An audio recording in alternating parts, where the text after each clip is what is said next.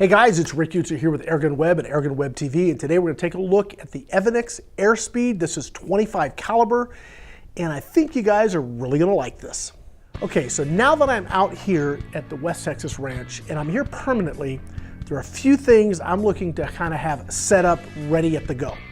I really want a decent, hard-hitting varmint sort of pest gun, and so I'm thinking 25 caliber, I'm thinking 40 plus foot-pounds is where I want to be. And the fact that I could do it in semi-auto, that sort of is something I hadn't really planned on. But with the new Evanix Air Speed, I certainly can do that. Now, what we're getting out of this gun, we've got a pretty decent size cylinder. I don't know the exact CC, but it's a pretty decent size. You fill this to 250 bar, and I'm getting probably 60 or so shots before I have to top it off again. And reality on paper is probably the first 50 some really do not deviate at 50 yards. When you get past that, it starts to sort of make a difference beyond 50 yards. But out to 50 yards, you're gonna get a solid 50 some odd really good shots. It comes with two magazines, two 9-shot magazines, and they're spring fed. So you fill it, and as you're filling it, you rotate it, drop the next pellet in, rotate it, drop the next pellet in. And as the gun cycles, it automatically indexes. Now these have a pretty robust spring in them, which allows it to keep up with that semi-automatic function. They're also all metal, so those couple things, when you add them all together, really make a difference, because with semi-automatic, you may actually want to run off some really quick shots. The action and the magazine work very well together, and because the magazine keeps up with the action, you don't get those kind of jamming issues that you may get on some other products. This really keeps up.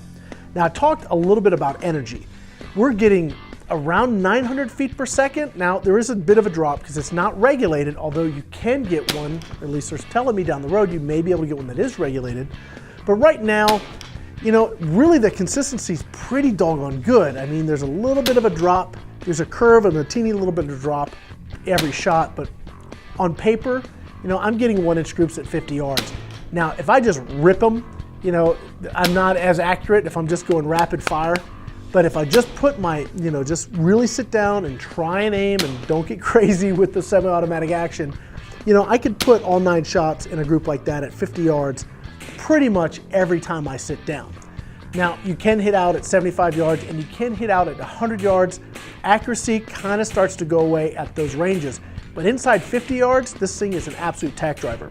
I've got this set up as my go-to pesting gun. So that means cottontails, jackrabbits, rats, mice. Maybe a small coyote or small javelina if they are a target of opportunity and I can know that I'm going to have that perfect shot. I'm getting 40 foot-pounds, so that's enough energy. These pellets really hit hard, and I've taken some jackrabbits with this, and let me tell you what, it absolutely smacks them. And with the accuracy, I can get a good clean headshot, and it's pretty much lights out. I've got this rigged up with this mount because I can use this in now a lot of different environments.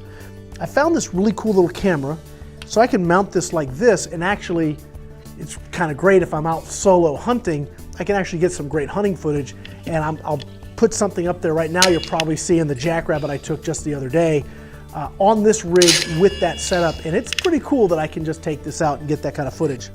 I've also got the Sub-Zero. This little guy here is a green laser. It's almost like a green laser flashlight, which lets you see through your optic, which is pretty cool. So dark, I have a Hawk Sidewinder Tactical here.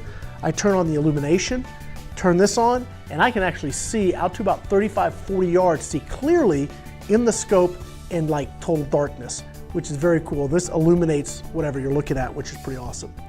And then I've got your regular, just good old flashlight. If I just want to get out there and take something in a hurry, I can drop that right on there, and I can see what I'm doing right through the regular scope. So having all that right at the ready is kind of cool. At night, I just throw my Sub-Zero light right here, and if something happens in the middle of the night, we got some noise outside I need to go take care of, I just grab this, flip it on, and I'm good to go. Well guys, that's pretty much gonna wrap it up here for the Evanix Air Speed. I've shown you guys on target both rapid fire and some precision shooting. It does great in a hunting situation. I've got mine dialed in for 50 yards, and really I think that's the optimal range for this platform, especially when I'm trying to shoot at night, because I don't want to really stretch it out beyond that. But this thing I'm really excited to have in the arsenal, and it's already proven to be very effective. especially on stuff like Jackrabbit. So I'm super excited to have this around.